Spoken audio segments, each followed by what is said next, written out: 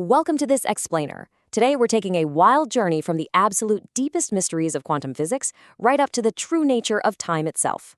Think about it. Every single day we walk around trusting our senses completely, right? The floor beneath your feet feels undeniably solid.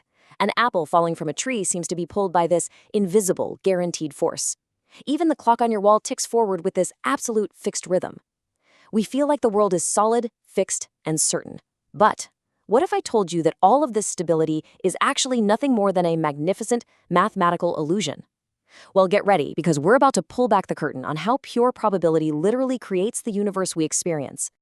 Okay, let's dive right in by tackling one of the biggest, most persistent myths in all of physics. You've probably heard of the famous double-slit experiment at some point. It's that classic demonstration where microscopic particles seem to act like these spread-out waves of potential, right up until the exact moment they are observed.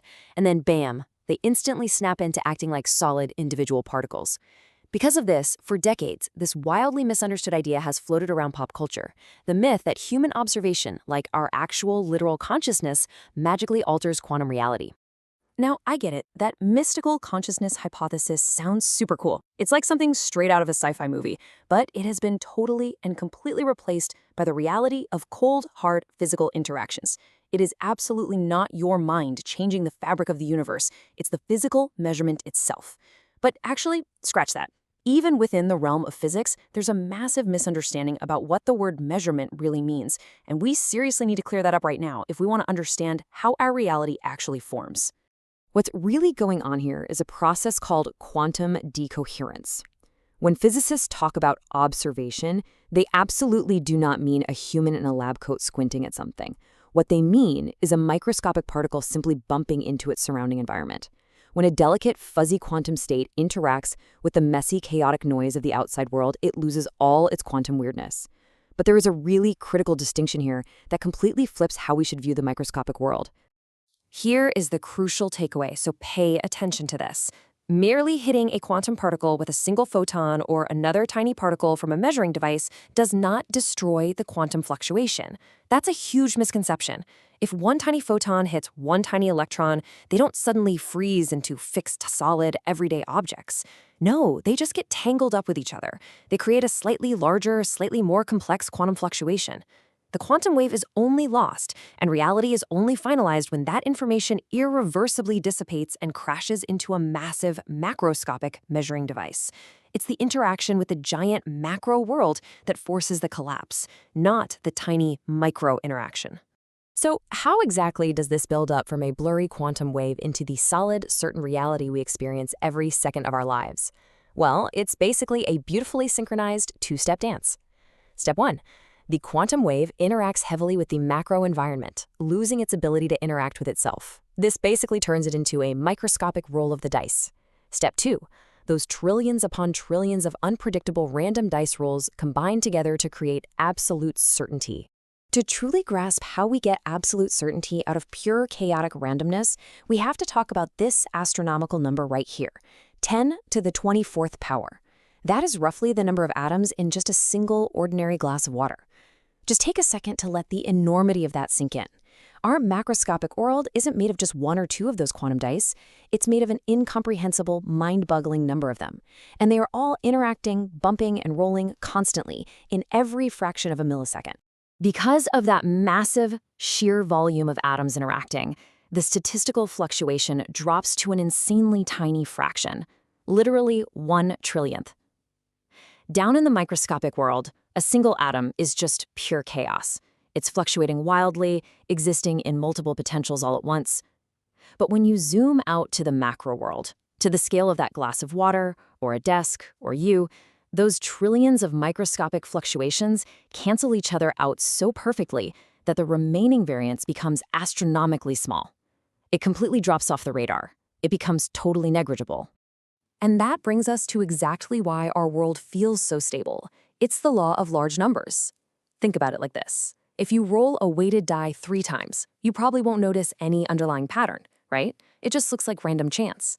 But if you roll that exact same weighted die 1,000,000,000,000 times, the underlying bias becomes an overwhelming, undeniable, mathematical fact.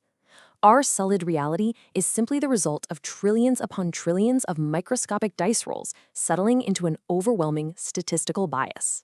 Now, this leads to a pretty unsettling realization. It means the macroscopic world we live in is actually still fluctuating. The desk in front of you, the chair you're sitting on, the screen you're looking at, even your own body, it's all still, fundamentally, a quantum fluctuation. But the peak of probability is so unbelievably sharp and narrow that any other outcome becomes practically impossible. We only experience the illusion of a fixed, stable reality because the alternative probabilities are, statistically speaking, zero. Okay, so if everyday objects are just probability illusions, what about the fundamental forces of the universe? If we apply this exact same concept of probability bias to the cosmos, we uncover a totally mind-blowing theory about gravity. We are all taught in school that gravity is a pull, right? An invisible tether between massive objects. But what if gravity isn't a fundamental pulling force at all? What if it's just a statistical push? Think about a normal rubber band. When you stretch it out and let it go, it immediately snaps back. But it doesn't snap back because the polymer molecules have some magical pulling force directed at each other. No, it snaps back because a crumpled, messy, relaxed state has vastly more possible microscopic arrangements than a perfectly stretched, highly ordered state. By snapping back, the rubber band is just shifting to a state of higher probability and higher entropy. According to cutting-edge physics, gravity works the exact same way. This brings us to the core of entropic gravity theory. When massive objects, like planets or stars, move towards each other, they aren't being pulled by some mysterious cosmic tractor beam. They're simply moving because two masses coming together allow their internal quantum information to mix, which creates vastly more entanglement patterns. By moving closer, the universe is quite literally just taking the path of highest statistical probability. We just happen to perceive that massive, large-scale statistical shift as gravity. So, if gravity is really just a probability bias pushing things toward higher entropy, what about the electromagnetic force? Like, what about the reason you can't walk through a solid wall? Is the hardness of matter, the very thing that keeps you from falling right through the floor, also just a statistical trick? Believe it or not, yes, it actually is. At the microscopic level, a single electron can easily pass straight through a solid barrier through a very real, well-documented process called quantum tunneling. This happens all the time in the electronics we use every single day. But for your entire hand to pass through a wall, 10 to the 24th power atoms would all have to successfully quantum tunnel at the exact same split second. The chance of that happening is so heavily statistically biased towards zero that the wall feels incredibly solid. That solidness is just an overwhelming probability that your atoms will bounce off rather than slip through. When we put all of these pieces together, it's absolutely wild. Everything we think of as hard, fundamental physical laws are actually just the results of massive statistical filtering. Electromagnetism and solid walls? That's just the mathematical impossibility of macro tunneling. Gravity? That's just the universe naturally seeking higher probability states of entanglement. But perhaps the most mind-bending of all is time itself. Even the flow of time itself is dictated by this probability engine. Think of the universe as a massive computer, constantly rolling dice to figure out what happens in the very next frame of reality. In an empty vacuum, rendering the next moment is easy. There's very little information to process, so time flows fast. But near massive objects like planets or black holes, there is so much dense, tangled quantum information that the universe requires vastly more probabilistic trials just to sync everything up and correctly render the next state. We actually perceive this heavy computational lag as time physically slowing down. This ultimately leads us to a profoundly beautiful concept pioneered by the legendary physicist Richard Feynman. He hit the nail on the head when he suggested that we are simply living in the probabilistically most likely present. Down at the microscopic level, particles are taking every possible path, exploring every bizarre reality simultaneously. But when those trillions of tiny possibilities overlap and interact with the dense macro world, the wildly unlikely ones just cancel each other out.